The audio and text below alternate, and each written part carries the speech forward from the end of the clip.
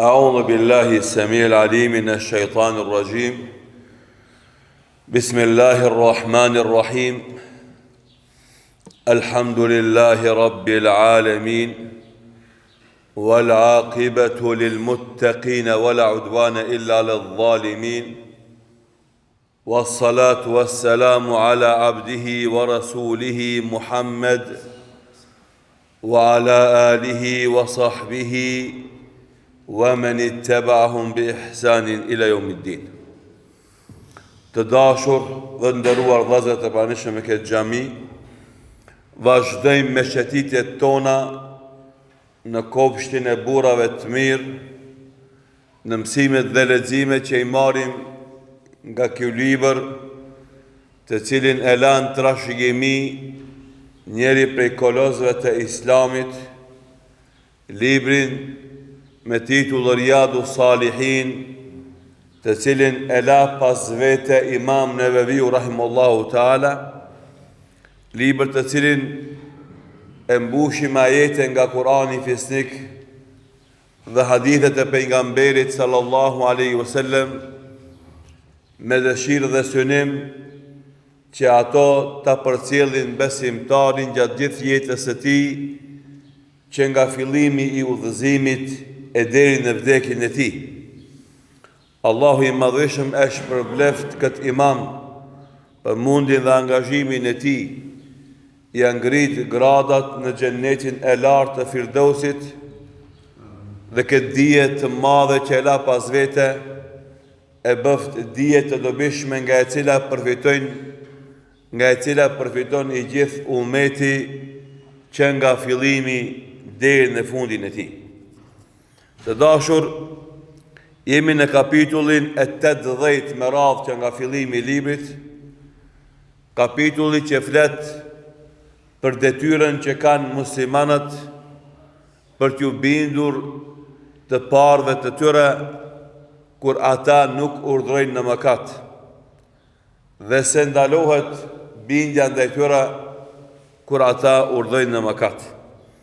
Jemi akoma në hadithin e parë në këtë kapitull, hadithin 663 me radhë që nga fillimi i librit, ku Imam Neveviu rahimullahu taala thot: "Wa an ibn Umar radiyallahu anhuma an an-nabiy sallallahu alayhi wa sallam qala: 'Ala al-mar'i al-muslimi as-sam'u wat-ta'a fima ahabba wa kariha, ila an yu'mara bi ma'siyatin فإذا أمر بمعصية فلا سمع ولا طاعة متفق عليه."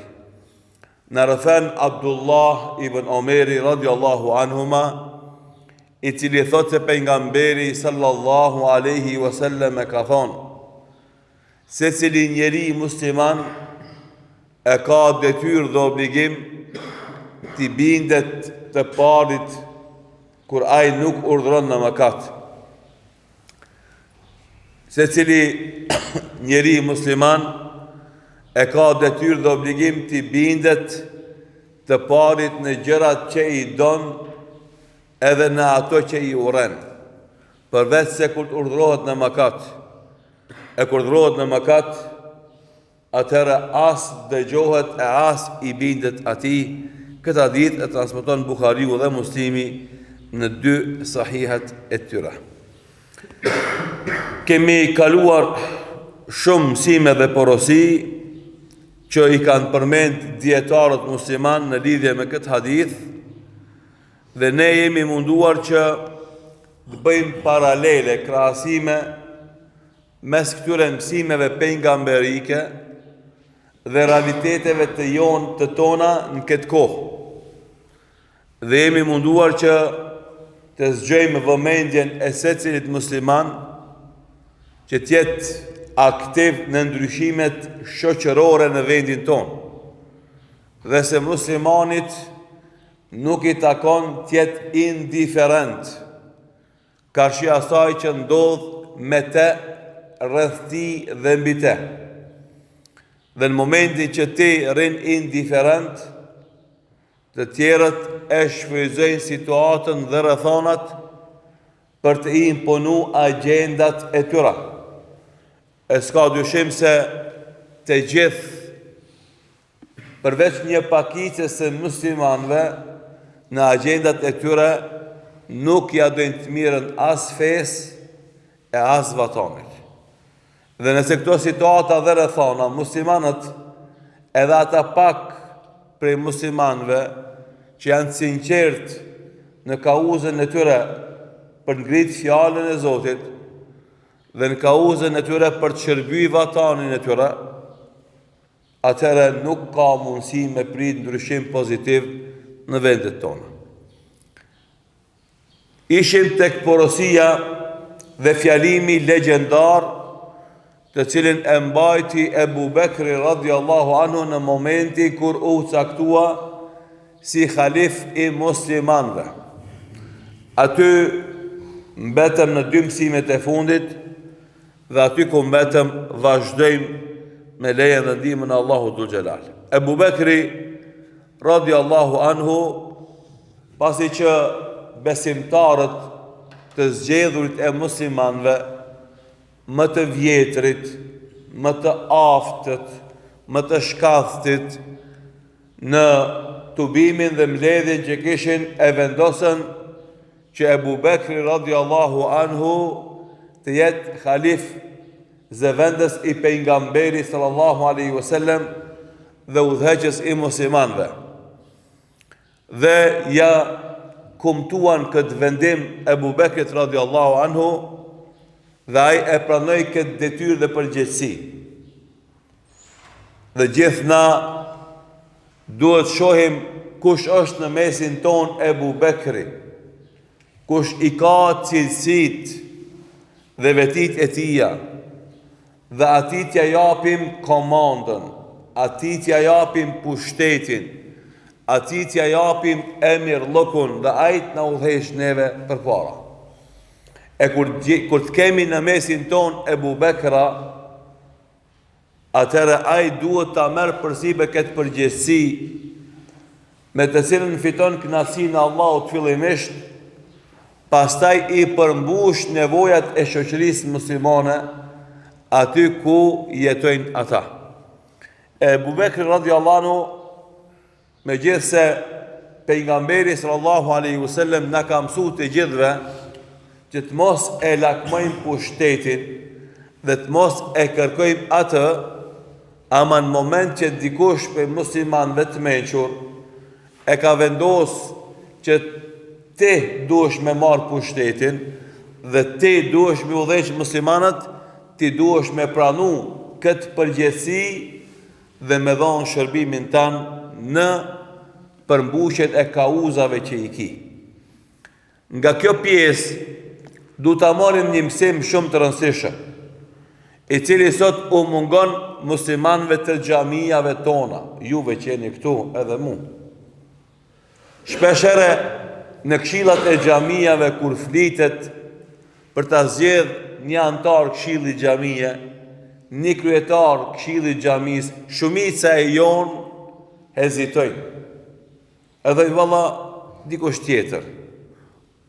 Unë ndoshta i kam do cilësit mira, po s'kam vakt, kam shumë punë, jam shumë i angazhu. E kështu të u largu xhamati i rregullt i namazit në xhamijat tona, u ngelet këshilli i xhamis disa pleqve, të cilët puna i kanë nxjerr penzi se janë të paaftë, antarët e familjes i përzon prej shtëpije se janë pengesë, e ngaran ata ta marrin pushtetin në xhami, e prit për tyve që ka me ndodh. S'ka mundësi me ndodh asnjë e mirë, përveç atij që ka mëshiru Allahu dhul xhelal. E ndëgjoj shpesh herë për shumë vllazëve këtu që janë në xhami. Vallabe e mora një mandat këshillin e xhamis u lodha. Kam shumë punë, po du me elan. Tjetri, valla kisha marr, po kam shumë angazhime edhe se marr. Që kjo është tradhti e shërbimit të islamit. Merrni si doni. Kush do për juve si doni ta merr. Ama prej këtu fillon tradhtia e shërbimit të islamit. Kjo është punë e vogël. Kur ti si je i gatshëm me marr përgjegjësinë e menaxhimit xhamis, ku muslimanët falen edhe adhurojnë Allahun xhalal, po nesër me dhon ty diçka më të madhe. Kime refuzu gjithsesi. Pse? Se unë edhe ti ma shumë japë në përparësi rahatis, e interesit financiar, e ardhmëris tënde personale dhe familjes tënde se sa umetit islam. Edhe shpeshere në ndodhë komunikim me xhamatin, kur vjen pyetje interesi i ti personal, i familjes e ti dhe i xhamatin përgjithësi, në shumicën e rasteve përveç atij që kam shiru Allahu, je përparësi interesit ti personal dhe familjar para interesit të xhamatit.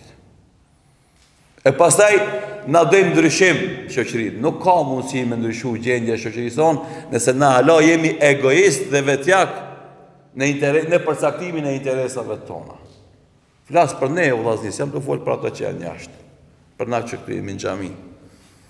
Edhe andaj përparimi i islamit është kaq sa është, në përputhje me sakrificat tona. Aq sa sakrifikojmë na, aq ecë përpara islami. Nëse na kena problem mi dhon 5 euro e 10 euro, nëse kena problem na me marrë në përgjegjësinë e kujdesit për xhamin që janë përgjegjësi të vogla, para mendo kush ka mundësi për neve me sakrifiku kapitalin e ti, jetën e ti, që me ecë përpara kauza e islamit. Ebu Bekri radiallahu anhu ishte i këtill. Andaj është model për mu dhe për ty dhe për gjithë muslimanët. Të cilët Allah i ka dhënë pasuri, ai krejt pasurinë e tij e ka dhënë fi sabilillah. O vllazni, nuk është pyetje 5 euro 10 euro që i qet dikush me nxehtë që i qet për xhepin e tij. Miliona janë kon pyetje. Miliona dhe qindra miliona kapital që ka pasur Ebu Bekri radiallahu anhu, krejt e ka dhënë fi sabilillah. Pastaj në momenti që e ngarkun me angazhimin e madh, me udhëheq me muslimanët në kohën më të vështirë, kur vdiq pejgamberi sallallahu alaihi wasallam, ai nuk u arsyetu siç arsyetojmë na, valla kam punë, kam bizneset e mëdha, kam shumë kompani me i menaxhu, s'kam vaktu në mu marr me këtë punë, nuk tha. Nuk tha. Por e pranoi përgjegjësinë, tu e ditë se përgjegjësia është e rëndë, tu e ditë se gjendja është shumë e vështirë, ku muslimanët janë shumë të mërzitur për shkak të vdekjes së pejgamberit sallallahu alaihi wasallam. Andaj, tu i pas parasysh këto rrethona, Ebu Bekri radiallahu anhu e mori amanetin, e mori përgjegjësinë dhe u çu edhe e mbajti këtë fjalim, të cilin fjalim filluam ta zbërthejmë në mësimet e kalume, do vazhdojmë ta zbërthejmë edhe në këtë mësim. Tha, ejuhen nas, o ju njerëz, inni qad vullitu alejkum wa lastu bi khejrikum. Ma kanë dhonë pushtetin mbi ju, edhe pse jam më i miri për jush. Modesti e skajshme. Modesti e skajshme, që fatkesisht i mungon njeriut ma të vogël mesin ton në fushën dhe mejdanin e lavdërimit vetvetes për sukseset që i ka. Ja të ribon vazhdimisht vetvetes dhe aftësive të tia, kurse Ebu Bekri radiallahu anhu tha, ma dhanë pushtetin me gjithë se sisha ma i miri për jush. E tani vjen ajo pjesa e raporteve të tia si pushtetar me popullin që ai ka me menaxhu, fe in ahsentu fa ainuni. Nëse qeveris mirë, më ndihmoni. Pse më ndihmoni?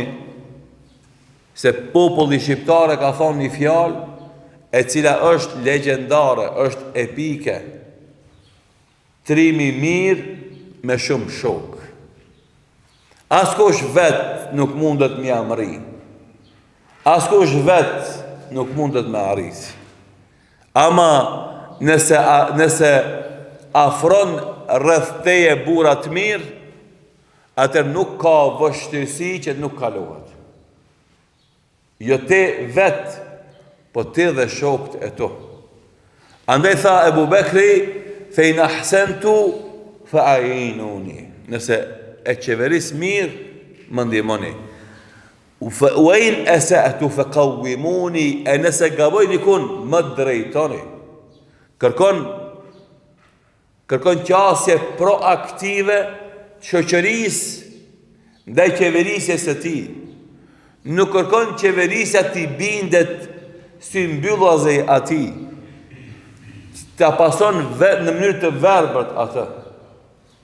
Por jo, qohuni, zgjohuni, shikoni me sy kritik, analitik atë që bëj unë. Do thot, me vëmendje të jashtëzakonshme për cilëni çdo fjalë edhe vepër që e bëj. Ku ja qëlloj, më ndihmoni. Ajo që na sot e quajmë gjuhën e sotit, do thot qasje konstruktive. Na i rim përballë angazhimeve tuja dhe përcjellim atë që ti e bën dhe ku e qëllon, ne të ndihmojmë pa rezerva, të përkrahim pa rezerva, të shtyjmë përpara, të ndihmojmë me gjithë çka kemi.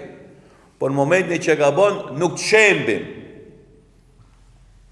nuk të rrëzojmë, po vim dhe japim konsultencën tonë, japim asistencën tonë, japim ndihmën tonë për krahun tonë dhe të korrigjohesh ti dhe të vazhdojmë pushteti yt, jo unë ta marr pushtetin prej teje. Sepse për një gabim e 2 e 3 nuk rrëzohet njeriu i mirë. Ashtu sikurse fatkeqësisht ummeti islam nuk arrin me kuptu.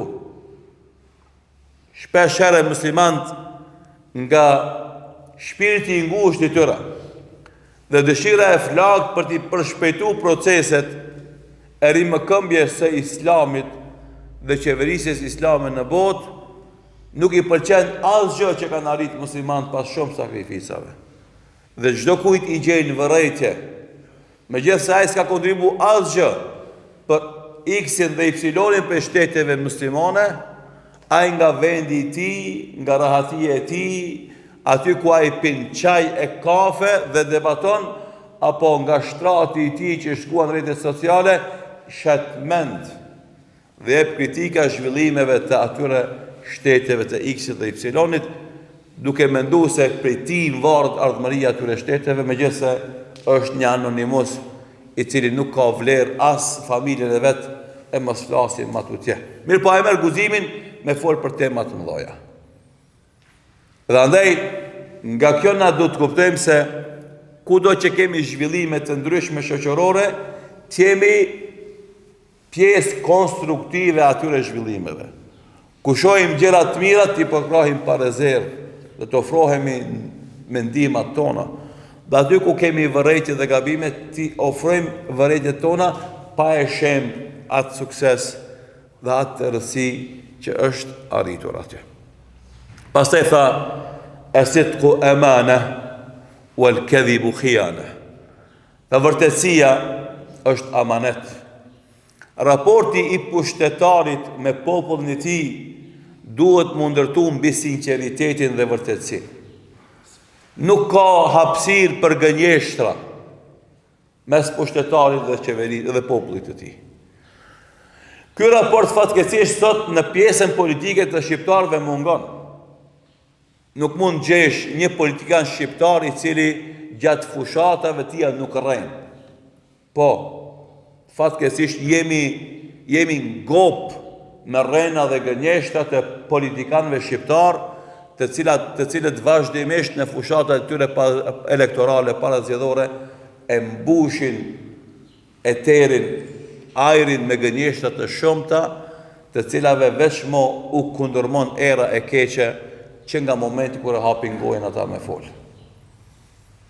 Dhe fatkeqësia më e madhe është se një pjesë e madhe e njerëzve u beson, e fatkeqësia dhe më e madhe se kjo është se edhe një pjesë e muslimanëve u beson. Bile, ku o fatkeqësia, se ma shumë u beson politikanëve që zanat e kanë gënjeshtrën, se sa hoxhallarëve të cilët i këshillojnë sinqerisht të punojnë në interes të kauzës së islamit dhe vatanit e popullit të vet. Dhe andaj tha Ebu Bekri, as-sidqu amana, vërtetësia është amanet. Dhe na duhet në bazë të këtij amaneti të zhvillojmë raportet tona, që t'jemi të sinqertë, edhe komunikimi jon njëri me tjetrin të jetë ndërtuar mbi këtë parim. S'ka hapësirë për gënjeshtra, për mashtrime, sepse ato kur do herë do zbulohen, kur do herë do dalin shesh.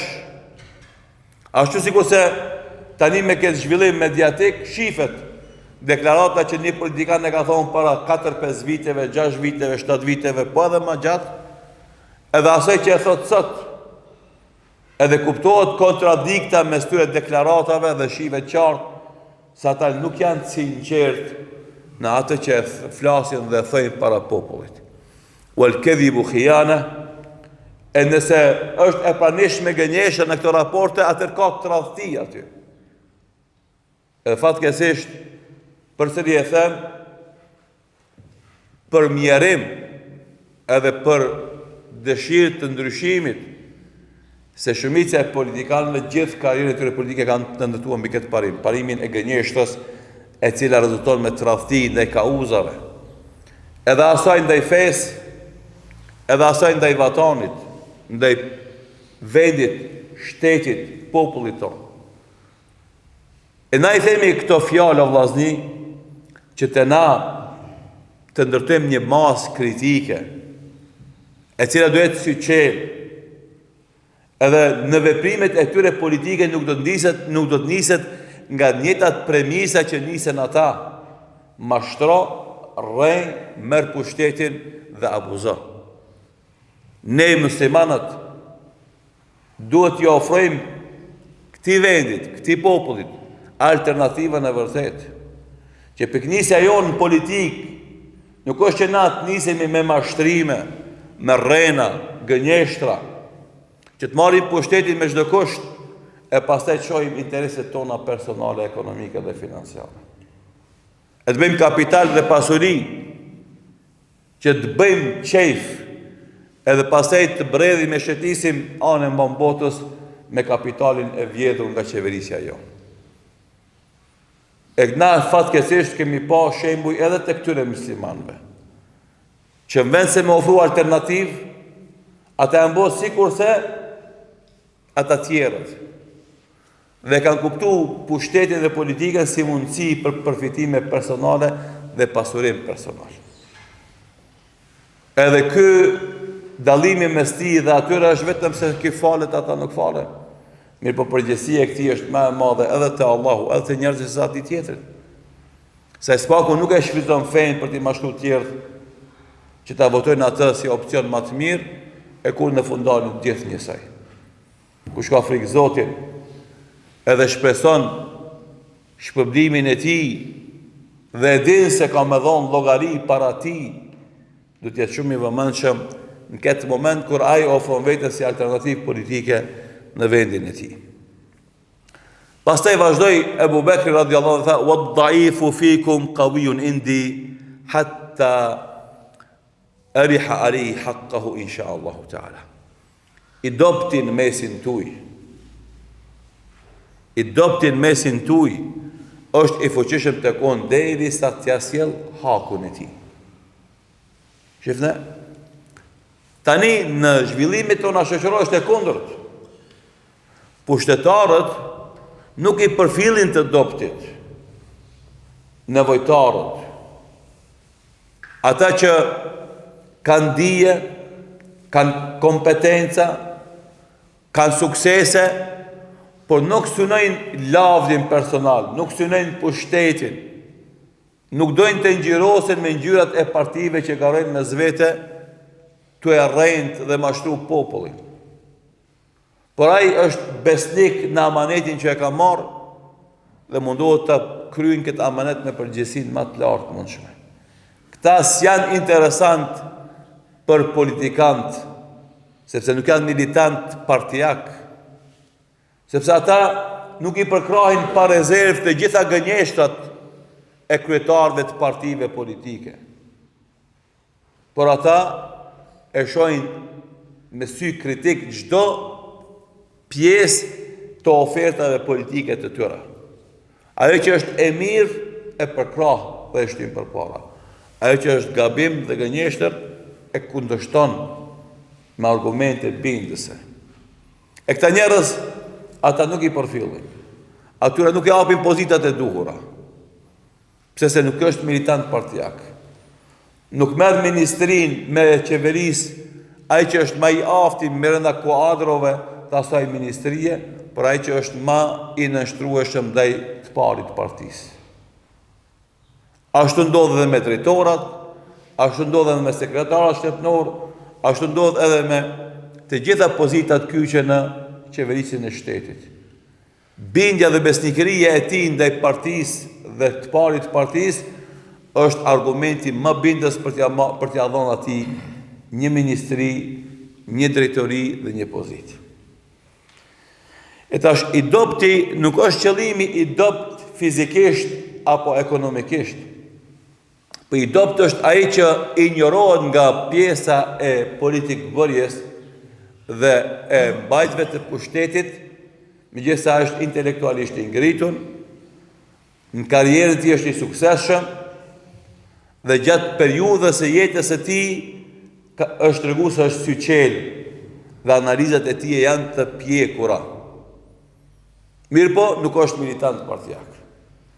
Edhe njerëzit e fusin hares, nuk japin hapësirë të flet e as të sqaron. Bile sot edhe mediat që janë fatkeqësisht të okupuara prej oligarkisë, ata që kanë pushtetin dhe pasurinë, edhe ato nuk i marrin në emisione njerëzit e këtillë, që janë tërësisht pamvarur nga këto interesa meskine të botës së politikës tek na. Edhe aty nuk jepet hapësira. Andaj, këto fjalë që ne i themi këtë mezhgjis, duke sharu këtë hadith, nuk të jep hapësirën askush me i thonë mediat që i kemi na, sepse të gjitha janë të okupume prej klaneve të caktuara. Edhe për këto arsye, zëri i njerëzve të sinqert, edhe atyre që kanë kritikën e sinqert dhe konstruktive, tentohet të shurdhohet dhe tentohet të bllokohet. Megjithëse të sinqertët dhe të guximshmit vazhdojnë me këshillu popullin, me këshillu parin, me këshillu intelektualët, me e këshillu xhamatin, me këshillu hoxhallarët, që gjithë na të ruajmë sinqeritetin, të ruajmë dëlirësinë, të ruajmë pastërtinë morale, pastërtinë financiare, të ruajmë atë do të kapital moral që na jep neve feja, që të vazhdojmë kemi guximin të flasim shlirë, këshillojmë të gjithë njerëzit që të ndryshon për nga e mira gjendja në vendin tonë. Andaj Abu Bekri radiallahu anhu ja bëri objektiv të veprimit tij qeveritar, që të gjithë njerëzve të marginalizuar në shoqërinë ku ai qeveris t'i nxjerrë në pah vlerat e secilit dhe t'i jap atë që e meriton secilit, pra të imponon meritokracinë.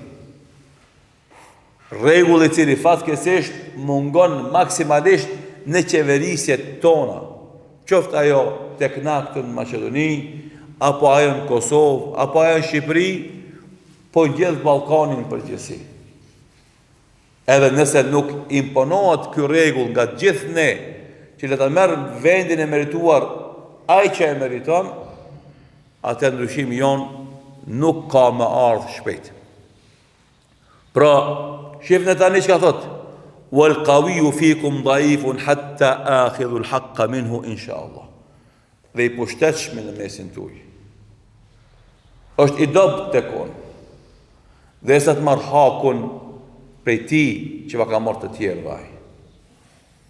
Edhe me të vërtetë rrethonat tona politike sot maksimalisht kërkojnë që të kemi një Abu Bekr radiallahu anhu në mesin ton, i cili e bën këtë barazim atyre të rëndësishmive që kemi shoqëri dhe që i marginalizojmë na të gjithë ne votuesit dhe të votuarit, t'u japim pozitën e duhur, dhe ata që kanë pushtetin, edhe pasurinë, edhe ndikimin mediatik, të cilën e kanë marrë pa të drejtë, t'u marrim këtë pozitë dhe t'u japim atyre që e meritojnë. E tani, këtë fjali që e thash është goditja më e rëndë për këtë oligarshi. e cila e ka këtë fuqi dhe këtë pushtet. Kush ta jep ti pushtetin? Kush ta jep ndikimin? Kush ta jep fuqin? Askush. Luftë e madhe, Gjaku bëhet deri në gjumë, për ta mbajtur pushtetin që kanë fituar me rrena dhe mashtrime, ndikimin që kanë shoqëri, pasurinë që kanë fituar, media që kanë s'ta jep askush. Askush ta jep. Mirë po, ne si muslimanë kemi amanet, edhe votën, e kemi amanet edhe angazhimin, e kemi amanet edhe ndryshimin. Edhe nëse na jemi të sinqert dhe jemi të bashkuar mes vete dhe veprojmë sipas udhëzimeve të Zotit Dhul Xhelal dhe të pejgamberit sallallahu alaihi wasallam, sigurisht se do vjen dita e fitores, e ndryshimit dhe përmirësimit të kushteve, rregullave dhe situatës që na gjendemi dhe jetojmë. Normalisht koha që kishim disponim përfundoi, na ngelëm të kjo pjesë, ka edhe disa pjesë të cilët janë të rëndësishme në këtë fjalim epik, legjendar të Ebu Bekrit radiallahu anhu. Inshallah taala, sqarimin për pjesën tjetër të këtij fjalimi do e vazhdojmë në mësimin e ardhshëm inshallah taala, duke lutur Allahun e Madhëshëm na jep ditë të dobishme dhe vepra të mira, na jep sinqeritet në fjalë dhe vepra, dhe ashtu si na ka bashkuar në këtë xhami për të marrë këto mësime dhe porosi. Allahun e lutim që të na bashkon me Muhammedin sallallahu alaihi wasallam në Jannatul Firdaus, ashtu si i takon besimtarëve të devotshëm të sinqertë.